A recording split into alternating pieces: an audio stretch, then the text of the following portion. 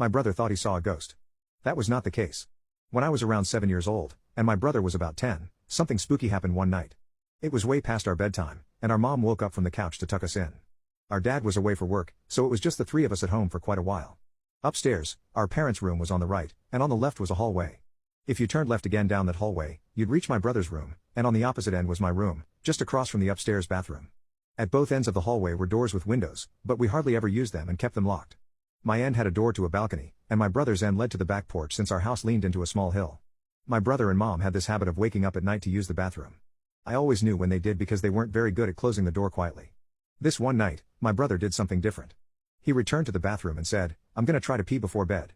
Lately, I've been too scared to walk to the bathroom because I keep seeing a man wearing stripes at the end of the hallway." I was scared hearing that, but I'm unsure if my mom thought he was just trying to tell spooky stories to scare me or if she was half asleep and didn't pay much attention. Either way, I was frightened by what he said. The thought of seeing a ghost like that at the end of the hallway or through the windows made me start running from the stairs to my room at night. My brother thought he saw a ghost. That was not the case. Years later, when I turned about 18, my mom and I had a chat in her car about our old dog, Max, who used to cause all sorts of trouble.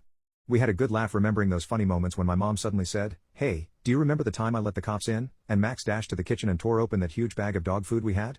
It was a big surprise because we never really called the police before. After all, we did live in a quiet, rural, West Virginian neighborhood, and my family owned guns. I was curious and asked her to explain what happened. She seemed surprised too, like she accidentally let a secret out. "Oh, I didn't tell you because you were too young then.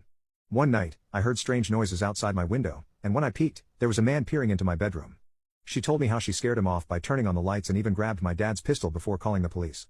I can't remember all the details I gave them when they arrived. Something like a tall white guy in a striped shirt and jeans with short, dark hair. They said it matched the description of a man they were searching for in the area. Turns out, he had escaped from jail on a murder charge. It might sound obvious now, hearing these stories one after another, but it took me until my mid-20s to realize that my brother had unknowingly warned us about a murderer who had been lurking around our house for several nights. Looking back, it's both spooky and fascinating how memories can connect in surprising ways. Our playful dog, Max, played a part in a real-life mystery, and my mom's revelation made me understand that my brother's fear of a man in stripes might have been more than just a spooky tale. It's a relief that everything turned out okay, thanks to my mom's quick thinking and the police's help. But, it's also a reminder that sometimes, things we don't pay much attention to could turn out to be significant. Life can weave its own mysteries, even in the most unexpected moments, and that's what makes our journey so interesting.